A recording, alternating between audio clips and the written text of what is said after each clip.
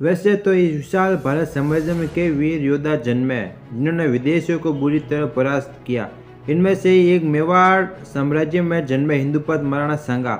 महाराणा सांगा का जन्म 12 मई 1482 ईस्वी में हुआ।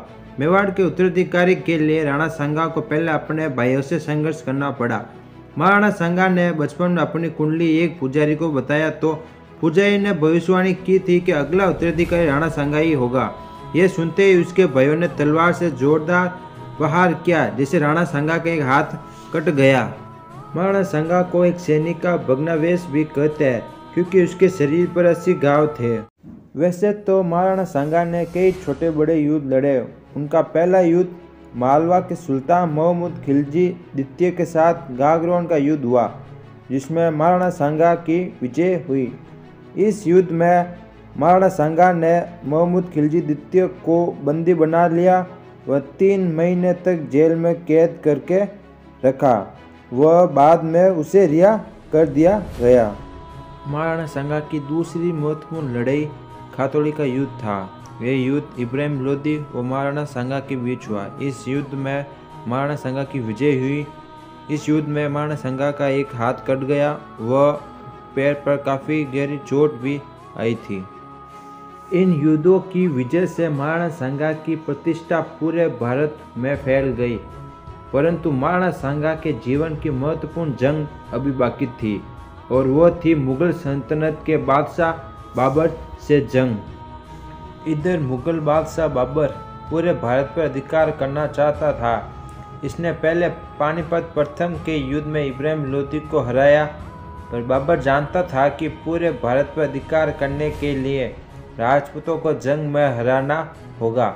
महाराणा सांगा और बाबर की पहली भिड़ंत बयाना के युद्ध में हुई जिसमें बाबर की हार हुई थी। पर बाबर इतनी जल्दी हार मानने वाला नहीं था। उसने थोड़े ही समय में एक बड़े युद्ध की तैयारी कर ली थी। महाराणा सांगा व बाबर की दूसरी भिड़ंत खानवा के युद्ध में हुई। इस युद्ध में बाबर ने धर्म युद्ध व शराब का सेवन न करने की प्रतिज्ञा धारण की थी। इधर महाराणा सांगा को भी पता था कि बाबर हार मानने वाला नहीं था। उसने भी राजपूताना के सभी हिंदू राजाओं को खानवा के युद्ध के लिए एकत्रित किया और आखिर वो दिन भी आ गया जिस दिन महाराणा सांगा और बाबर खानवा के युद्ध में आमने सामने हुए। महाराणा सांगा व बाबर की सेना खानवा के मैदान में 17 मार्च 1527 ईस्वी में आमने सामने हुई। दोनों ही सेनाओं ने अपनी तरफ से पूरी कोशिश की, पर पहले राजपूती सेना द्वारा आक्रामक प्रहार से बाबर की सेना में भगदड़ मच गई।